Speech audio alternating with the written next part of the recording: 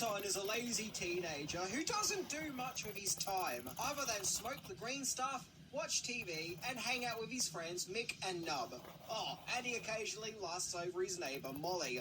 However, Anton's hand gets a mind of its own and starts killing people without Anton being able to control it. Well, that's gotta suck. You don't need that on your list of adolescent issues. Oh. Once he severs his hand from his body, his zombified hand still has a mind of its own and a lust for causing chaos. Demon hunter Debbie LaCure shows up, determined to find the possessed hand and to stop the evil once and for all. In this enjoyably gory horror stoner comedy, full of carnage and laughs.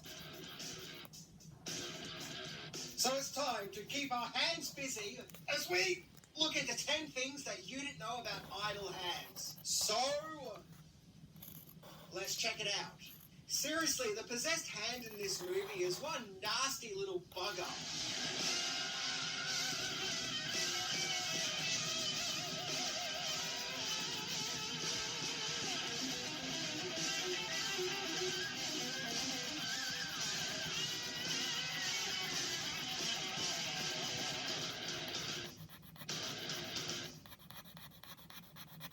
Number 10, origins of the title. The title Idle Hands comes from the saying, idle hands are the devil's playthings, or idle hands are the devil's playground. What the saying basically means is that people who are lazy and don't use their time productively are easily led astray by evil. You know, it means people who are bored and don't do much in their life easily fall into mischievous activity. Now, there is some debate as to where the saying actually comes from. There are some claims that it was popularized by Benjamin Franklin, and thus he may have started the phrase, but it's also believed to be an updated proverb from the Bible. So the saying has been around for a long time. Really, ever since the creation of lazy people, I guess. Number 9, the movie came out during a craze of teen movies. In the late 90s, the teen movie craze came back with a vengeance. Not ever since the 50s had the teen movie genre been so mainstream. It all started with Scream, which also brought back the slasher movie trope too, and this newfound teen movie craze carried on with other movies like American Pie, which is essentially the teen comedy, The Faculty, which is the teen alien invasion movie, Go, which is the teen version of Pulp Fiction, Cruel Intentions, the teen version of Dangerous Liaisons. Yeah, look, you get the point. The two biggest hits in the genre was the teen horrors and the teen comedies. Well, Idle Hands takes both genres to deliver a teen horror comedy. Yep, a full year before Scary Movie would do the same thing, and incidentally was a lot more successful. In fact, according to Wikipedia, the poster of Idle Hands is parodying the poster of fellow teen movie The Craft, which was more of a serious horror film. And by jeez, would you look at that? I've never noticed it before, but yeah, it totally is a parody of that. So really, the late 90s was the perfect time for Idle Hands, probably the only real time it could have been released. This was now the perfect and ripe time for a horror comedy about a lazy stoner kid whose demonic disembodied hand runs amok. Although, interestingly, according to IMDb, the main villain was originally not the hand, but it was going to be Anton's undead mum.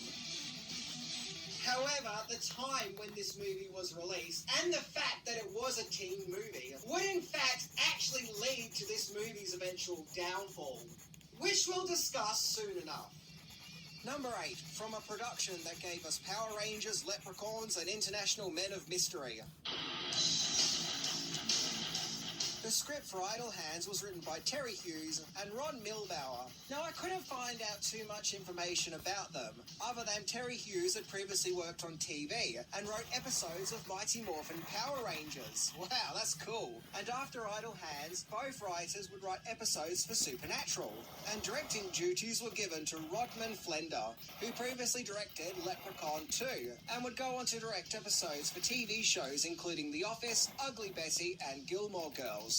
Idle Hands was also produced by Jennifer Todd and Suzanne Todd, both of whom had experience with comedy, as they also co-produced the Austin Powers movies, as well as Memento. Okay, yeah, Memento. Random. So clearly there was an interesting and unique collection of minds being used to create this off-the-wall horror comedy. I guess another big piece of the behind-the-scenes puzzle is what was the inspiration for Idle Hands. Well, in his review, Roger Ebert felt that the movie took heavy inspiration from the possessed hand scene in Evil Dead 2. And yes, it is very similar, even down to our main hero having to self-remove his own hand. Ebert also explains that this plot of evil hands in movies has its origins in the Oliver Stone-directed The Hand, released in 1981, and long before that, The Beast with Five Fingers all the way back in 1946. So yeah, this evil hand trope, although unique, isn't all that uncommon. Number 7, filmed at the same location as a classic horror movie. Seeing that Idle Hands was a Sony picture, a great deal of the movie was done at Sony Pictures Studios in Culver City, California. The neighborhood where we see the Anton character lives in was in Pasadena. In fact, it was the same neighborhood used to film the classic John Carpenter masterpiece, Halloween. And yes, once you find out that Idle Hands has a shared location with Halloween, it gives it that special kind of horror movie connection, what with it being connected to a classic era of horror cinema. In addition to that, the school dance that takes place at the end of the movie was filmed in the same gym where the Buffy the Vampire Slayer movie was filmed, as well as Jawbreaker.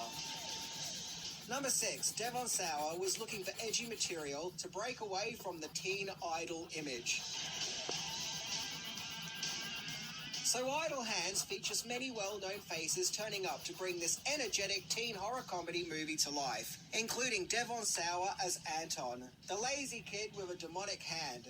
He had previously starred as the human form of Casper in the Casper movie, and in the following year after Idle Hands, starred in fellow teen horror movie Final Destination. According to information provided by CreepyCatalog.com, Sawa took on the non-conventional role of Anton in Idle Hands because he was going through a stage in his career where he was transitioning from being a former teen idol. So he deliberately set out to star in weird, edgy things. You know, material that was more alternative and not really within the norm. With Sawa citing Idle Hands, SLC Punk, and the Stand music video as an example of this transition that he was going through. And going back to CreepyCatalog.com, in the scene where we see Anton washing out his mouth with soap liquid, Sawa improvised that on the spot and actually filled his mouth with the stuff. Idle Hands also stars Jessica Alba as Molly, the girl next door who Anton has a massive crush on, who gets caught up in this weird demonic caper, who, as we all know, would go on to be a huge star, and during the 2000s was in high demand, starring in several big mainstream movies like Fantastic Four and Sin City. Seth Green stars as one of Anton's stoner friends, Mick. Throughout the late 80s and early 90s, Green was turning up all over the place, and horror was no exception. I mean, heck, he started the 90s as Richie Tozer in the It miniseries and ended the 90s in the Buffy TV series. And according to IMDb, he originally auditioned to play the lead role of Anton. Eldon Hansen plays the other stoner friend, Nub.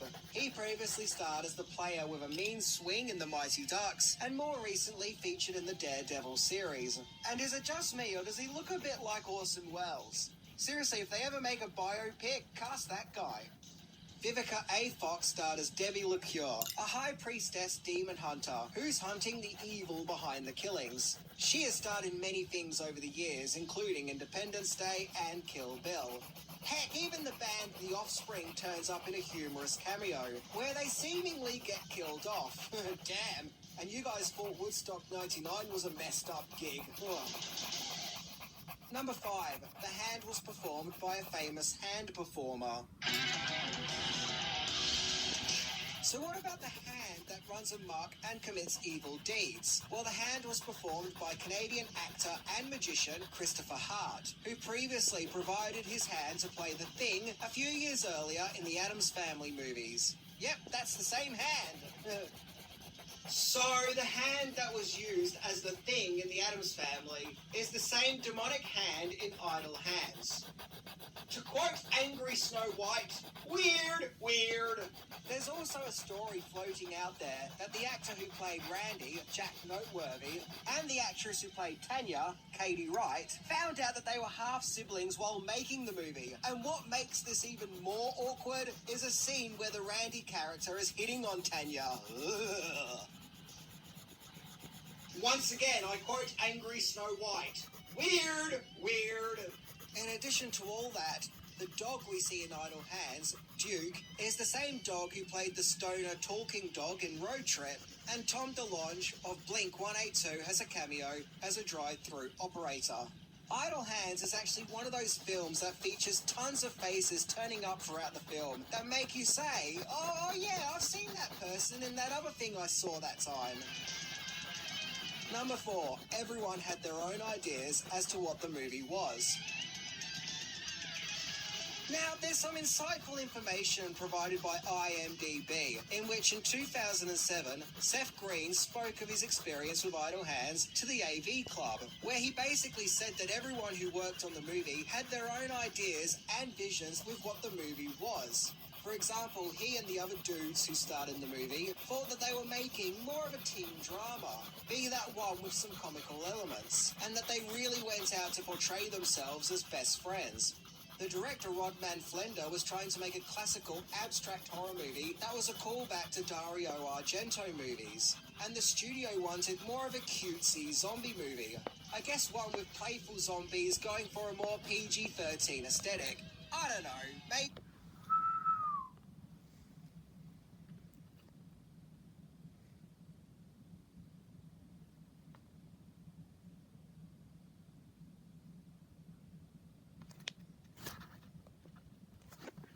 If you want to send some stuff to me so I can check out what you have sent, please send it to this exact address. However, you may only send some stuff that I am interested in. No airplane, okay?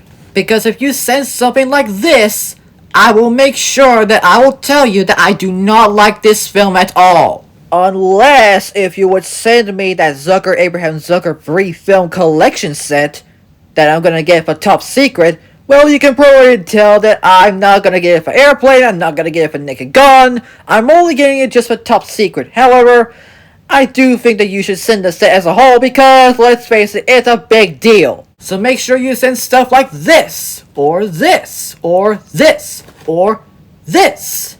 And yes, even Airplane 2 the sequel. Oh, and get this, a special collector's edition of Twister, complete with a steelbook that features not only the secondary poster artwork, but the image of the pipe scene on the back.